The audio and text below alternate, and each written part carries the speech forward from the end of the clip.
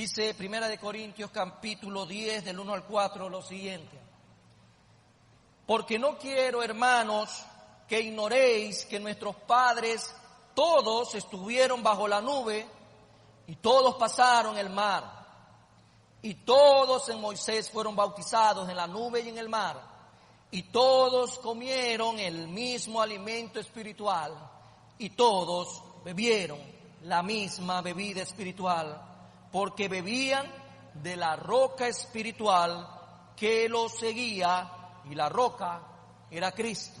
Amén. Espero que usted haya podido subrayar una palabra común que se daba en cada versículo: todos, todos, todos, todos. El día de hoy tenemos como título para este mensaje que el Señor nos permite recibir de Él: la iglesia es la comunidad que debe caminar unida. La iglesia de Cristo debe caminar unida. Y quiero compartir con ustedes de manera breve un pequeño resumen de esta primera carta a los Corintios. Y fue escrita aproximadamente en el año 55 después de Cristo, y tiene como propósito fundamental: el apóstol Pablo fundó la iglesia en Corinto. Pocos años después de dejar la iglesia, el apóstol oyó algunos reportes inquietantes acerca de la iglesia en Corinto. Él la dejó fundada, continuó su viaje misionero y después se entera de algunos problemas que había en esa iglesia. Dice que las características que tenía esta congregación, por decirlo así, estaban llenos de orgullo y estaban tolerando la inmoralidad sexual. Los dones espirituales eran usados incorrectamente y había un creciente malentendido de las doctrinas cristianas básicas. El apóstol Pablo escribió su primera carta a los Corintios en un intento por restaurar la iglesia corintia a su fundamento, Jesucristo. Por eso, mis queridos hermanos, que hoy por hoy esta iglesia se la conoce estas cartas, tanto la primera como la segunda, se las conoce como el purgante de la iglesia del día de hoy. Por todos estos problemas que Pablo encontró en su tiempo y que tal vez en muchas partes del mundo se siguen repitiendo a través de la historia. Solo como introducción para que usted siga intrigado y siga buscando más en su casa acerca de estas hermosas cartas dirigidas a la iglesia. En tal sentido, mis queridos hermanos, continuando con el domingo a domingo un libro del Nuevo Testamento, estamos avanzando de manera interesante y quiero hacer de manera introductoria, ya en el contexto de lo que hemos leído, estos 4 versículos, lo siguiente. Cuando de manera retrospectiva usted se va al inicio del canon, usted se va a Génesis, encuentra cuando Dios llamó a Abraham.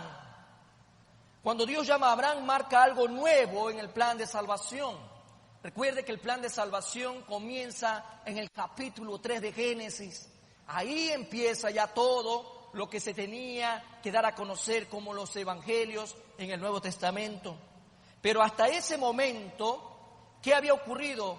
Dios había llamado a muchos a la salvación, entre ellos a Enoc, a Noé, Melquisedec, etcétera, etcétera. Pero todos ellos eran individuos, a título individual. Pero el llamado de Abraham marca algo diferente. El llamado de él marca que cuando Dios lo llama para este propósito, era necesario que entendiera que iba a ser la cabeza de un nuevo pueblo. Abraham ya tiene un llamado distinto, no a título individual, sino colectivo. Y hay muchas razones por ello, pero una de ellas era enseñarnos la vida en comunidad, que es muy importante y sobre todo porque refleja el carácter del Dios Trino. Ese sentido completamente nos hace ver la obra y también nos hace ver que esta obra no era cualquier obra, la obra de santificación. Tenemos que aprender a vivir juntos en comunidad. Aprender a vivir juntos en comunidad. La iglesia de Cristo. Recuerden que Dios viene por una iglesia. El Señor viene por una iglesia. Jesús viene por su iglesia. No viene por congregaciones, sino por una iglesia.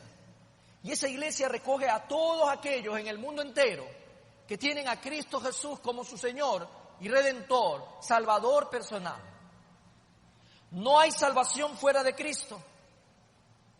Y cuando llega a cada uno de nosotros la salvación por medio de Cristo Jesús, pasamos de manera inmediata a ser parte de la iglesia.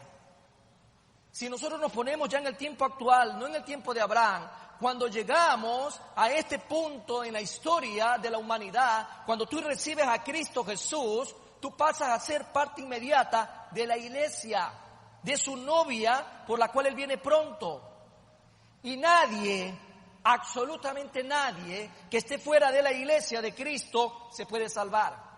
Usted no va a encontrar en ninguna parte de las Sagradas Escrituras que diga, el Señor Jesús vino por su iglesia y por unos cuantos aparte, o por una yapa aparte, o por alguien adicional aparte. No, Él viene por su iglesia. Y nadie que esté fuera de la iglesia de Cristo podrá ser salvo. Su plan es salvarnos dentro de una comunidad llamada iglesia, llamado su pueblo hoy en día. Y como pueblo de Dios debemos entender algo que es sumamente importante, que cada persona es única en la iglesia. Es única en el cuerpo de Cristo, pero al ser único comparte ciertas experiencias en común con su familia, con su ciudad y con su nación. ¿Esto qué establece? Establece identidad, así de sencillo, y nos hace sentir bien cuando decimos somos cristianos evangélicos, somos parte de la iglesia. La identidad que tenemos es en Cristo Jesús. Vivir aislado del resto de personas dentro de lo que cabe la palabra comunidad cristiana es algo terrible. El cuerpo de Cristo es uno solo. Y es igual lo que con el creyente, hoy en día podemos también llamar cristianos.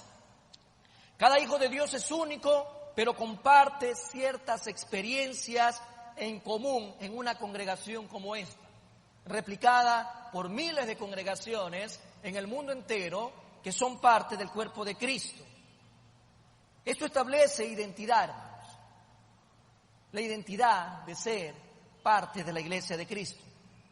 Veamos el principio de lo que es caminar como iglesia de manera unida, pero revisando un poco a ciertas características en relación al pueblo de Israel, para luego hacer una semejanza, un símil a lo que es la iglesia de Cristo hoy en día. Vamos primero a poner una mirada hacia Israel. Basado en los 4 versículos leídos en esta mañana, podemos encontrar algo importante. Aunque Pablo escribe a un grupo de creyentes, y es importante que ustedes sepan, los creyentes en Corintios, en su mayoría eran gentiles. Eran gentiles. Usted se puede imaginar de todas las nacionalidades ahí. Era una iglesia conformada por su mayoría de gentiles. Pablo fue llamado a predicarle a los gentiles, pero escribe como judío. Cuando dice nuestros padres, en el versículo 1 leemos cuando habla de nuestros padres, y podemos verlo de manera tal que hay una experiencia que tuvieron aquellos primeros hombres y mujeres dentro del pueblo de Israel. ¿Cuál fue su experiencia? ¿Cuál fue la experiencia de aquellos hombres y mujeres al que Pablo en este primer versículo habla de nuestros padres? Lo primero que podemos ver aquí como experiencia es la cobertura divina. ¿Cuál fue la primera experiencia que tuvo el pueblo de Israel? Cobertura divina. Y lo podemos ver en la primera parte del versículo 1 de 1 de Corintios 10 que dice: porque no quiero, hermanos, que ignoréis que nuestros padres todos estuvieron bajo la nube. Bajo la nube. Cuando Israel salió de Egipto, el pueblo disfrutó la presencia y la protección de Dios. Cuando el hombre deja la vida vieja, deja la vida de pecado, deja esa vida de esclavitud, cuando deja lo de Bar, cuando deja la oscuridad, Egipto, etcétera, etcétera, y pasa a la luz admirable, la cobertura de Dios. Cobertura. Y Israel lo pudo experimentar. Dios se manifestó en una columna de nube, una nube que iba delante de ellos, guiándolos. Vamos al libro de Éxodo, capítulo 13, versículo 21. Éxodo 13, 21 dice: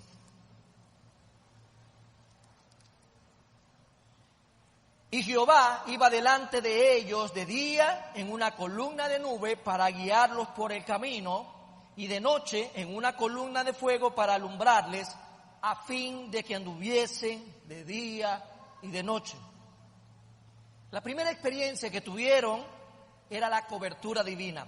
La nube era tan grande que a veces parecía que cubría al pueblo de Dios.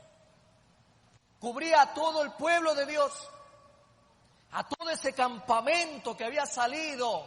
Imagínense, niños, adolescentes, jóvenes, ancianos. Cubría a todos aquellos. Números 10:34 como referencia dice: y la nube de Jehová iba sobre ellos de día desde que salieron del campamento. Siempre estaba la cobertura de Dios sobre su pueblo. Siempre era la nube de la gloria de Dios, y seguramente generaba temor, pero también reverencia en muchos, sorprendidos de esa nube encima de ellos, que estaba de día y de noche, que nunca los dejaba. Ellos pudieron experimentar la cobertura divina. Esto marcó al pueblo de Dios, y lo marca de tal manera que lo recuerdan siempre a través de la historia. A través de la historia, el pueblo de Israel siempre recuerda todos estos eventos sobrenaturales del Dios vivo y verdadero. Nehemías capítulo 9, yo voy a leer el 12 y les voy a dejar el 19 como referencia, de que a pesar de los siglos transcurridos, el pueblo siempre recordaba la cobertura de Dios.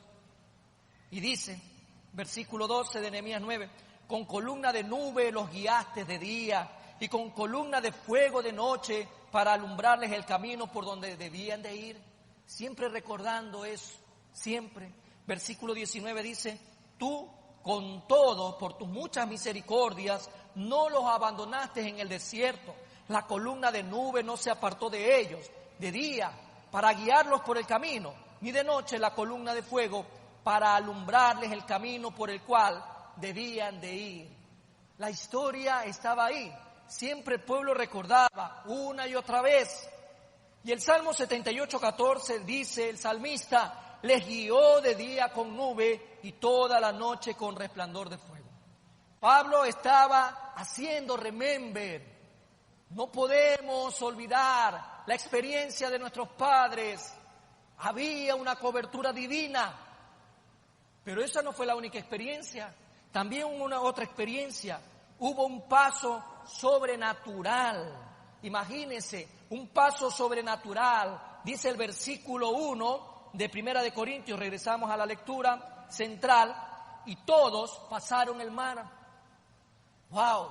Esto es extraordinariamente necesario indagar un poco más. Pasaron el mar. Siempre tenemos dentro de la historia que el pueblo de Israel pasó el mar. Dios abrió el mar rojo y el pueblo atravesó el mar rojo. Y si queremos seguir viendo la historia, no solo pasó el mar rojo, también pasó el Jordán. ¡Qué preciosa historia! Pero era necesario reflexionar sobre un paso sobrenatural. Y esta fue la segunda experiencia que marca al pueblo de Dios cuando fueron perseguidos por los egipcios. Ya venía el ejército de Faraón detrás y ellos se paran delante de un gran problema, el mar rojo. ¿Cómo lo pasamos? Tenemos animales, tenemos instrumentos domésticos, alimentos, tenemos ancianos, tenemos niños. ¿Cómo vamos a pasar ese gran problema? Esto solo se soluciona a través de un paso sobrenatural y Dios abre el mar rojo. y dan ese paso. Y esto genera un tremendo canto de alabanza, de gratitud. Produjo también temor en los enemigos y fue recordado por los siglos venideros como uno de los momentos más emblemáticos del pueblo de Dios. Aunque la ciencia quiere negarlo, Dios ha dejado registrado y no necesita demostrarle nada a nadie de que Él es un Dios sobrenatural y que cuando Él va con su pueblo ocurren cosas sobrenaturales. Había un gran problema, pero ese problema se hizo minúsculo. Se hizo minúsculo y el pueblo pudo pasar el Mar Rojo. Todos los profetas hablaron acerca de este evento también. Una tercera experiencia como pueblo de Israel. Identifican de que ellos fueron parte de un acto benevolente. Un acto benevolente. En Moisés fueron bautizados en la nube y en el mar. Veamos 1 Corintios 10, versículo 2, que dice: y todos en Moisés fueron bautizados en la nube y en el mar. Esto es un poco difícil de entenderlo. No es nada sencillo. Por un lado podemos entender que los judíos fueron bautizados en la nube y en el mar. Tal vez la nube produjo lluvia y el mar los mojó. Pudiéramos entender esto de manera a priori. Sin embargo, la preposición, cuando vemos ahí en y en el hebreo eis, nos hace ver algo importante. Tiene que ver con Moisés. Fueron bautizados en Moisés, no en la nube o en el mar. Fue por esa experiencia que el pueblo de Israel fue bautizado en Moisés, es decir, plenamente identificado con Moisés, unido con Moisés. Por eso Moisés se convierte en el gran líder de Israel. El pueblo de Israel y Moisés estaban bien unidos. Ellos fueron parte de un momento emblemáticamente benevolente. Pero también hay otra experiencia, la provisión espiritual, que tiene dos ramificaciones: comida y bebida. La experiencia del pueblo de Israel te hace ver estas dos ramas. Por un lado, dice el versículo 3, y todos comieron el mismo alimento espiritual. Todos, y subraya esa palabra, todos comieron el mismo alimento espiritual. Esta fue la experiencia que marca al pueblo de Dios y lo separó de las demás naciones. ¿Cuántos años tuvo Israel vagando en el desierto? 40 añitos, 4 décadas. ¿Qué comían? ¿Quiénes proveían la comida? Ahí no había esa agencia de entrega a domicilio, no había qué comer, pero Dios se manifiesta de una manera sobrenatural. Por los 40 años Dios alimentó a su pueblo. Y miremos algo importante: rebeldes y obedientes. El maná descendía del cielo para un pueblo en donde dentro de su pueblo había gente obediente a Él y otros que eran rebeldes a Él. Cada día durante 40 años les dio de comer maná. Y aunque Pablo lo llama alimento espiritual, no deja de ser el maná. Y fue espiritual porque Dios proveía de manera milagrosa. Descendía el maná del cielo. Y el mismo Señor Jesús lo dice. Veamos Juan 6:31. Juan 6:31.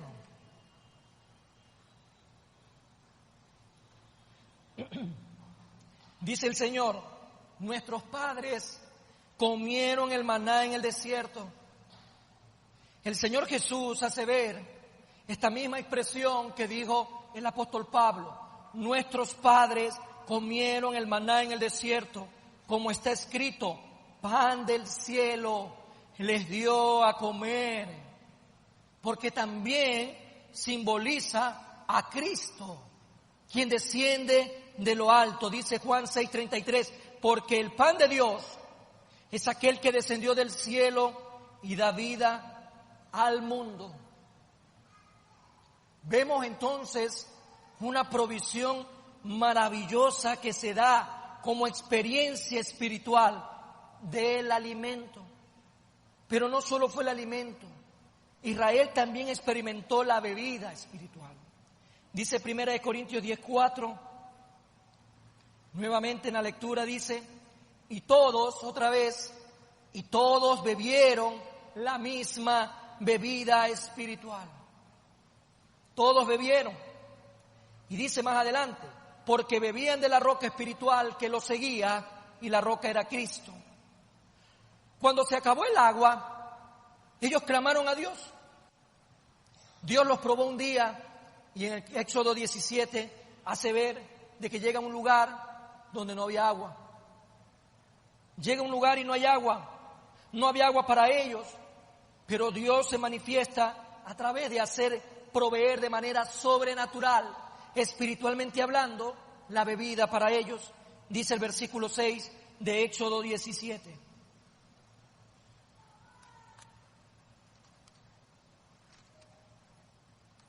Dice el Señor lo siguiente: he aquí que yo estaré delante de ti, allí sobre la peña en Horeb, y golpearás la peña, y saldrán de ella aguas, y beberá el pueblo. Y Moisés lo hizo así en presencia de los ancianos de Israel. Qué experiencia maravillosa, una tremenda experiencia. A lo largo de estos 4 versículos hemos visto experiencia tras experiencia en un pueblo que tenía que caminar unido, y Dios le dio cobertura a todo el pueblo. Dios estaba dándole protección a todo el pueblo. Dios estaba alimentando a todo el pueblo.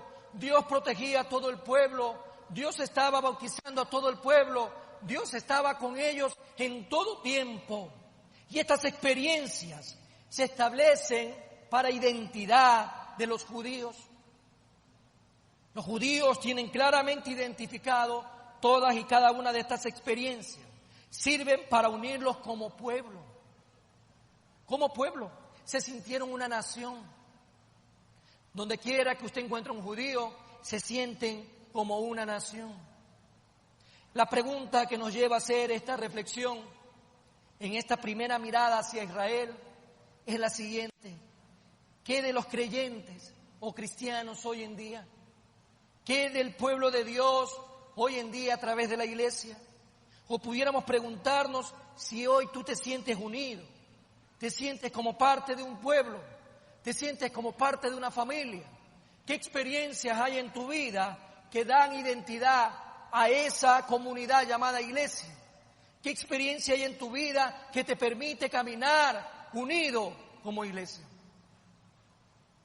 Vamos a ver entonces una mirada hacia la iglesia en esos mismos 4 aspectos, cómo Dios nos hace ver que la iglesia también tiene identidad.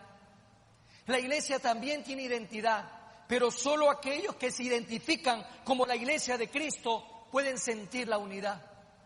Dice, y preguntémonos en esta mañana, la iglesia de la que estamos hablando es la iglesia de los últimos tiempos, es la iglesia que va a parar de sufrir, es la iglesia que dicen ser testigos de. ¿Cuál es la iglesia a la cual hay que mirar en este día? ¿Cuál es esa iglesia a la cual es necesario mirar para ver si está caminando unida?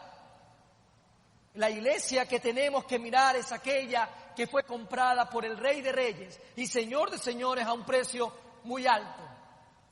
Su sangre. La sangre de Cristo. Dice Hechos 20:28. Hechos 20:28.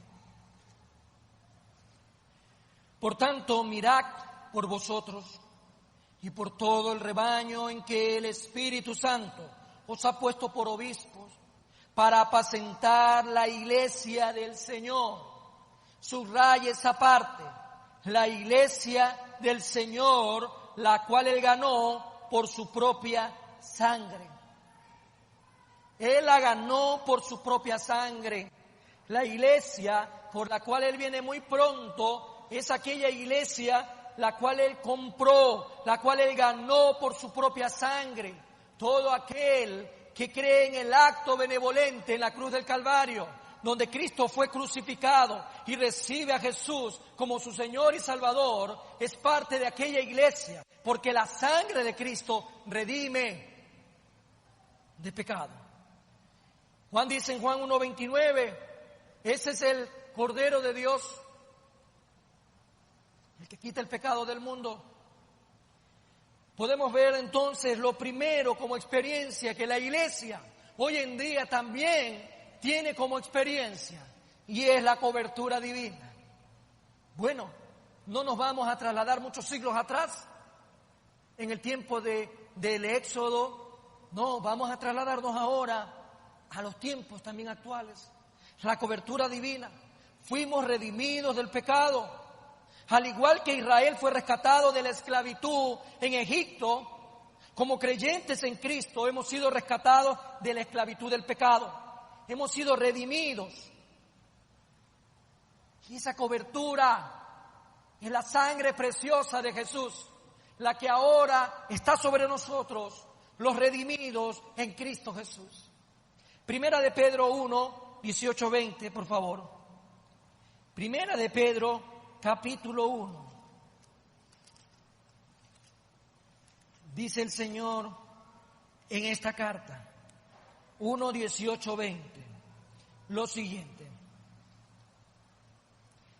Sabiendo que fuiste rescatado de vuestra vana manera de vivir, la cual recibiste de vuestros padres, no con cosas corruptibles como oro o plata, sino con la sangre preciosa de Cristo, como de un cordero sin mancha y sin contaminación, ya destinado desde antes de la fundación del mundo, pero manifestado en los postreros tiempos por amor de vosotros. Esto es asombroso, hermanos, la cobertura divina que hemos recibido en Cristo Jesús. Cuando Jesús vive en la vida tuya y en la mía, lo que el Señor mira es a Jesús. Cuando el Señor mira hacia acá, ¿a quién tiene que ver, hermanos? ¿A quién tiene que ver en tu vida? Cuando tú te miras al espejo, miras a esa persona que eres. Pero cuando Jesús te mira a ti, ¿a quién ve? ¿Quién te da la cobertura? ¿Quién es tu cobertura hoy en día? Tiene que ser Cristo Jesús. Si no es Cristo, hermano, usted tiene entonces que nacer de nuevo, nacer de lo alto, recibir a Cristo Jesús, para que usted pueda ser parte de esta experiencia asombrosa. Efesios 1:7 dice, en quien tenemos redención por su sangre. En quien tenemos redención por su sangre. Todos hemos disfrutado de la misma experiencia. Todos aquellos que han venido a Cristo Jesús. Todos aquellos que tienen a Cristo en su vida disfrutan de la misma experiencia. Esa experiencia que nos une como pueblo, esa experiencia que nos une como iglesia, la iglesia de Cristo. Otra experiencia, un paso sobrenatural. Bueno, ¿será acaso que hemos pasado algún mar? ¿Hemos pasado algún río? ¿Cuál es nuestra experiencia sobrenatural como iglesia? Que tenemos a Cristo Jesús como el Cordero de la Pascua. El rescate de Egipto se dio por medio de la muerte de los primogénitos de Egipto.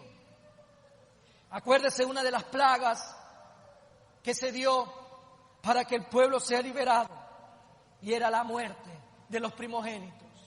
Y había que hacer una serie de pasos y tomar sangre de cordero y poner en los dinteles de la puerta, y el espíritu de la muerte, cuando pase por las calles de Egipto, iba a ver aquella señal e iba a saltar, hasta llegar a donde no se había cumplido con ello, y aquel primogénito moría.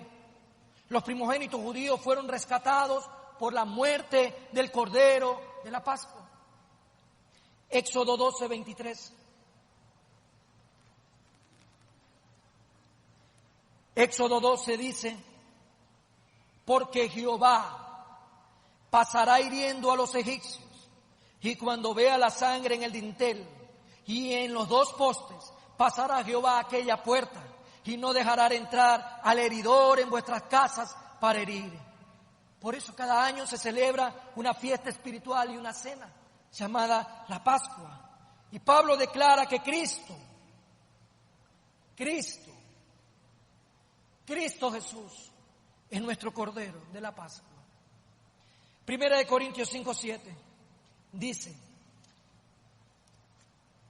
lo siguiente: limpiados pues de la vieja levadura, para que seáis nueva masa, sin levadura como sois, porque nuestra Pascua, que es Cristo, ya fue sacrificada por nosotros. Es lindo, hermanos. Estas experiencias son lindas. ¿Sabes por qué?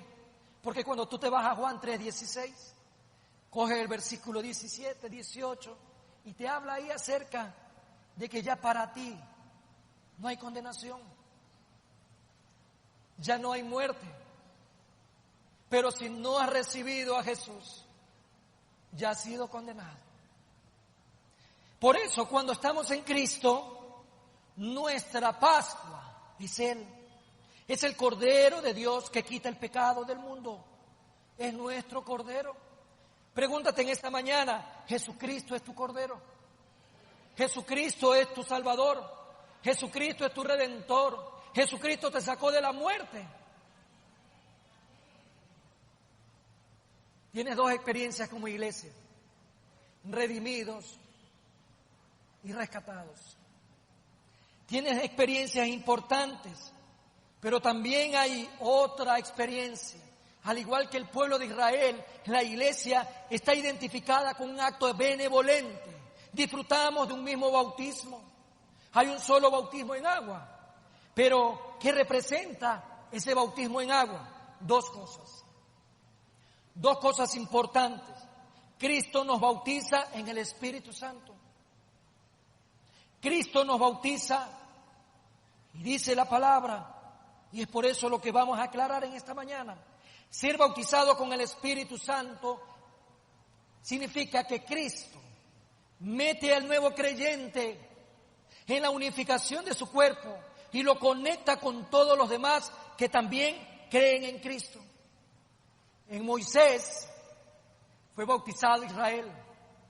En Moisés, pero ahora en Cristo también nosotros somos unidos con todos aquellos que creen en Cristo. El bautismo con el Espíritu unifica a todos los creyentes.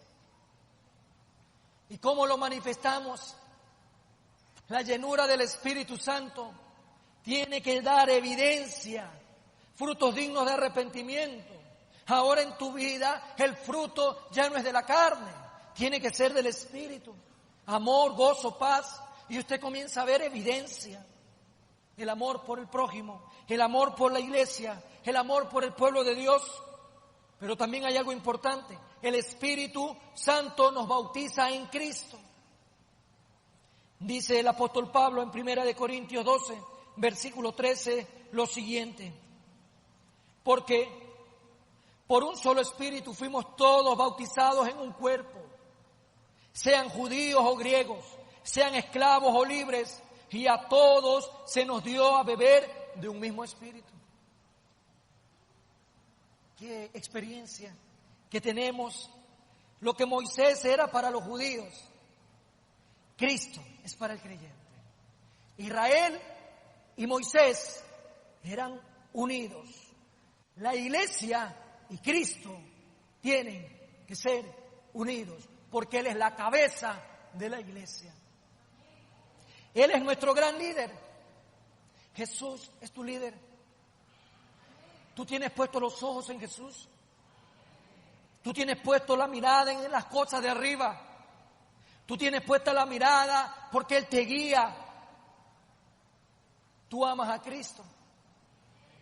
Si tú amas a Cristo, tú haces lo que Cristo dice que hagas. Y Cristo te dice muchas cosas en este día que tal vez no lo estamos haciendo. Hay una experiencia que, al igual que el pueblo de Israel, se la vive en dos líneas o en dos ramas. Hay una provisión espiritual. Primero, el alimento. Así como el pueblo de Israel se alimentaba con el maná, la iglesia de Cristo se alimenta con la palabra de Dios. La iglesia de Cristo no se alimenta de mensajes de hombres. La iglesia de Cristo no se alimenta de tweets de hombres. La iglesia de Cristo se alimenta de la palabra de Dios. La iglesia de Cristo no se alimenta con entretenimientos, con shows. La iglesia de Cristo se alimenta de la palabra de Dios.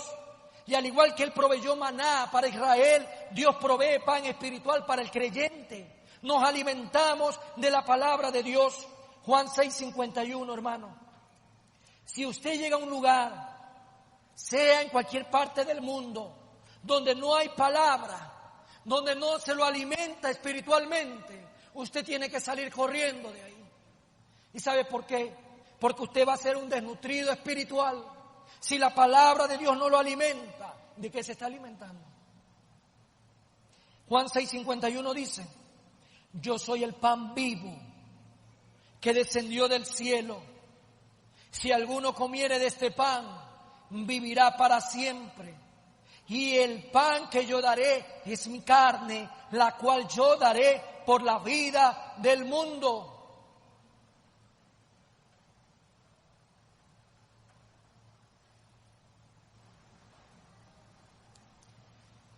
Es sencillo, hermano, el ejemplo. ¿Cuántas veces al día tú te alimentas? Hay gente que no puede esconder que come 4 veces al día. Espiritualmente, ¿cuántas veces comes al día? Desayunas espiritualmente, almuerzas espiritualmente, meriendas espiritualmente y te das una sobremesa en la noche espiritualmente. Espiritualmente el pueblo tiene que alimentarse de manera diaria y lo tenemos que hacer día tras día, hermanos. No podemos dejar de alimentarnos del pan del cielo, del maná espiritual. Tenemos un mundo convulsionado. Es triste cuando usted hace preguntas básicas a cristianos de años y no saben Biblia. Es triste. Y es más triste que algunos saben la Biblia, pero no la viven. La palabra de Dios nos sostiene espiritualmente. Dice Mateo 4:4, cuando responde Jesús: escrito está, Primera Iglesia Bautista de Guayaquil, no solo de pan vivirás, sino de toda palabra que sale de la boca del Dios vivo y verdadero. No solo de pan vivirás, sino de esa palabra bendita que sale de la boca del Dios vivo y verdadero. Tú tienes que tener una experiencia sobre el alimento espiritual. Nuestra vida se sostiene por la palabra de Dios. Nuestra vida se sostiene porque Dios nos alimenta espiritualmente. Ahora, en estos tiempos, la iglesia debe de dar frutos de la experiencia de la alimentación espiritual. Los verdaderos creyentes, hijos de Dios, tienen que dar evidencia en quién está tu confianza, en quién está tu sostén, quién es tu sustento, porque es lo que vivirá la iglesia en pocos días en este país. Es lo que va a poner a prueba si realmente vamos a la congregación a alimentarnos de la palabra, si realmente en nuestros hogares estamos teniendo la experiencia del alimento o simplemente estamos jugando a ser cristianos. Hay otra experiencia, la bebida espiritual, la bebida del Espíritu Santo. Al igual que Moisés dio a beber a Israel, le dio a beber del agua de la roca, de la peña de Oreb. Jesús nos hace beber del agua espiritual, que es su Espíritu Santo. Dice Juan 7, 37, 39, dice lo siguiente: Juan 7 dice lo siguiente: en el último y gran día de la fiesta, Jesús se puso en pie y alzó la voz diciendo: si alguno tiene sed, venga a mí y beba. Si alguno tiene sed, venga a mí y beba. El que cree en mí, dígalo conmigo, como dice la Escritura, correrán ríos de agua viva. Esto dijo del Espíritu que habían de recibir los que creyesen en Él, pues aún no había venido el Espíritu Santo, porque Jesús no había sido aún glorificado. Necesitamos día tras día beber del Espíritu. Necesitamos de Jesús todos los días. El Espíritu de Cristo nos da a beber todos los días, porque sin Él morimos de sed espiritual.